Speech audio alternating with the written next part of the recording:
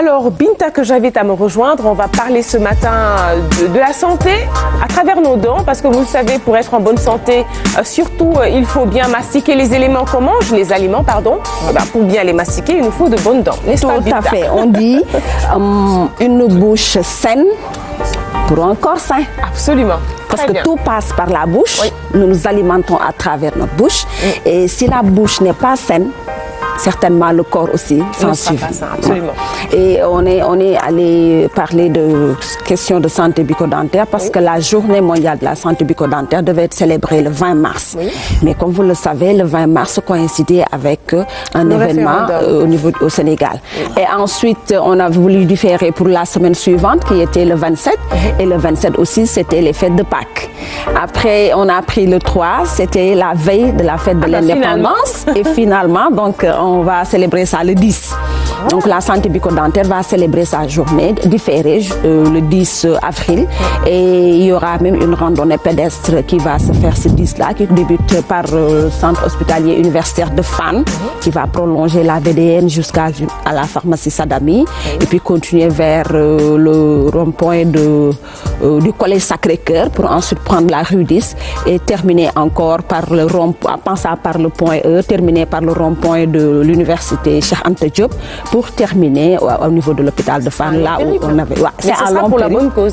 Et ce sera pour la bonne cause. Un exercice physique le dimanche, c'est la bienvenue. Après un bon tchéboujen. Bon. Alors, ce matin, qu'est-ce que tu nous amènes, Binta? Oui, ce matin, on s'est un peu arrêté sur la carie dentaire. On a voulu traiter la question de la carie parce que tout simplement, ça fait partie des maladies les plus rencontrées par les chirurgiens dentistes, par les spécialistes de la dent au niveau de leur cabinet. Mais aussi, les Sénégalais aussi, c'est la seule maladie qui est connue pratiquement de tous les Sénégalais. Et on voudrait un peu, à travers cette journée mondiale, attirer l'attention des parents, surtout par rapport aux enfants. Donc, on a été faire un reportage au niveau d'un cabinet dentaire, c'est au niveau de l'hôpital général de Grand Yoff. Et on a vu le docteur Amadou Mbaké-Niang qui revient un peu ici sur la carie, qui nous explique ce que cela veut dire. Et nous allons l'écouter. On va aller à l'hôpital général de Grand Yoff. Oui. La première maladie en rapport avec la santé buccale, c'est la carie. Un trou dans la dent qui peut faire mal, et même très mal. La carie dentaire, ce qui la provoque, c'est de laisser les aliments dans la bouche, sur les dents, pendant très longtemps, qui vont créer une situation d'acidité, bien exploitée par les bactéries. La dent est constituée de l'émail, la dentine et la pulpe. Une fois qu'une dent est cariée, elle touche soit le niveau 1, l'émail, à ce moment on sent juste le trou, soit le niveau 2, la dentine ou ivoire, à ce stade on a mal quand on mange, ou encore le niveau 3, la pulpe, et à cet instant on a très mal, et cela peut être dangereux.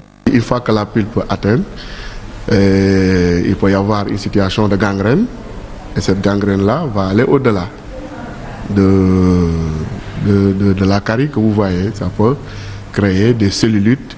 Ça peut aller même jusqu'à atteindre des organes, comme le cœur. Le sujet atteint doit se rendre chez le dentiste pour faire stopper l'évolution de la carie. Ça dépend de la profondeur, parce que c'est des classes. En général, il y a la classe 1, la classe 2, qui sont des traitements qui ne durent pas. On vient, on fait le premier soin et on donne rendez-vous. S'il n'y a pas de problème, on fait l'opération définitive. Mais si c'est une carie profonde, on a recours à des traitements endodontiques qui seront faits par des chirurgiens dentistes. Et là, ça peut durer peut-être pendant 4 séances, 1 mois ou 1 mois et demi, ça dépend de l'état de la dent. Pour prévenir la carie dentaire, il faut se brosser les dents 3 fois par jour, après chaque repas. Et il y a un temps de brossage. Il ne faut pas se brosser les dents comme ça. Il faut prendre tout son temps, à partir de la partie rouge de la gencive jusqu'à la partie blanche, c'est la dent. Donc, progressivement, en faisant des gestes circulaires, en dedans, en dehors, prendre tout son temps.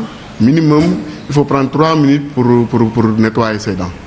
Donc, il faut nettoyer toutes les dents, nettoyer la langue, le palais, et ensuite se rincer. Il est conseillé d'aller chez le dentiste au moins 2 fois par an. Les parents aussi sont interpellés.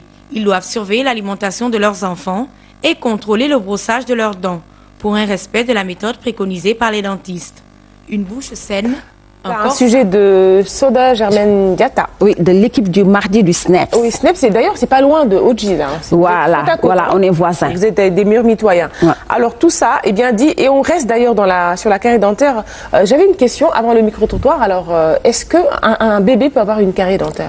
Dès qu'il y a une dent, il y a possibilité d'avoir la carie dentaire. Donc, dès la dent de lait, on peut... Il suffit juste qu'on ait des aliments ou du sucre dans la bouche, qu'on dorme avec, et qu'il y a un dépôt, que le dépôt se renouvelle et puis des couches qui viennent se superposer et le sucre commence à travailler la dent et puis la carie dentaire son œuvre dévastatrice alors. Ouais.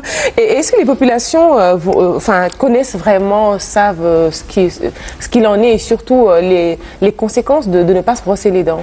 Oui, il y en a qui disent que la carie dentaire, c'est une conséquence de ne pas s'être brossé les dents. Et on a rencontré des jeunes et un moins jeune, c'est-à-dire une personne âgée, qui nous disent ce qu'ils savent de la carie dentaire.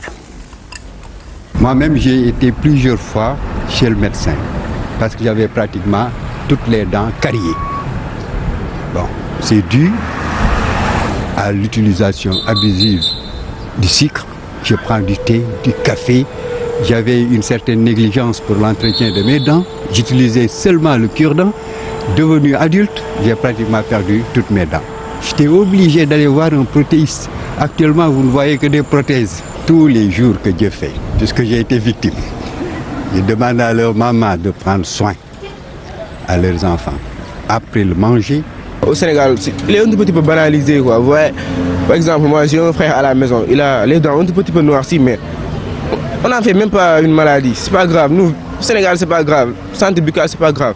La médecine nous demande qu'on le mange et après qu'on se brosse. Mais au Sénégal, nous brossons et après nous mangeons. C'est la santé de la bouche, l'entretien des dents, de la langue, tout ce qui va avec. Oui, quand j'étais plus jeune, j'avais déjà eu une carie. Comment est-ce que ça s'est passé?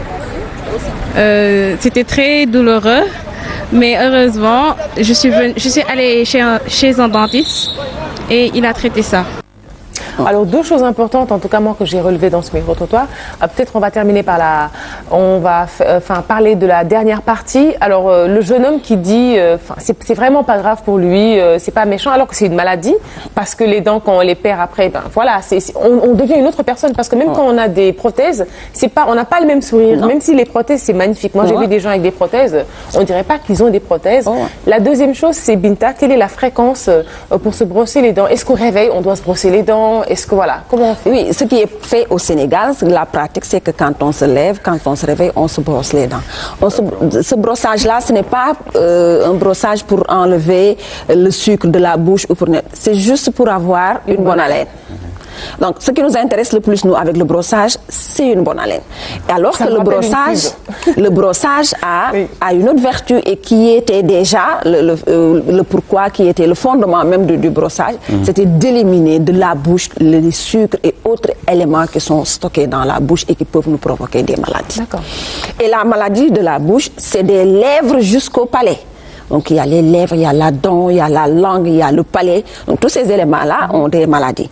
Et la carie dentaire est spécifiquement connue des Sénégalais parce que ça prend la dent, ça noircit la dent, il y a déjà un trou qui va. Et puis quand ça commence à être douloureux, ça veut dire qu'il y a une attaque profonde.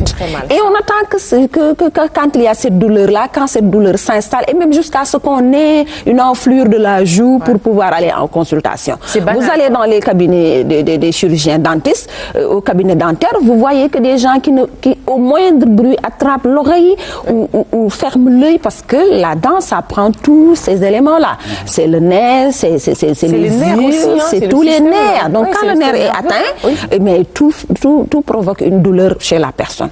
Et c'est ce qu'on voit le plus souvent. Les gens ne vont en consultation que quand la douleur est insupportable. Et ça, c'est pas seulement pour les dents. En général, les Sénégalais, ils attendent vraiment d'être mal en point pour aller à l'hôpital. Et ça aussi, c'est la cause principale du fait que l'accueil est difficile. Alors, la deuxième question, c'était par rapport à comment se brosser les dents. Je vais d'abord poser la question au plateau. Monsieur Salif Kandé, comment vous brossez vos dents? Comment vous faites quand vous brossez les dents? Écoutez, c'est quelque chose qu'on apprend. Hein. Moi, je n'avais pas eu l'occasion de l'apprendre lorsque j'étais plus jeune, mais aujourd'hui, j'apprends à mes enfants comment il faut se brosser les dents. Il y a plusieurs mouvements dans la bouche, compte tenu de la configuration, en haut, en bas, et puis à un moment donné, il faut essayer de circulariser la brosse à la langue même, on la brosse, n'est-ce pas? On brosse également la langue. Aïn Badara, comment tu te brosses les dents? Mais de la même sorte que notre invité, M. Kandé.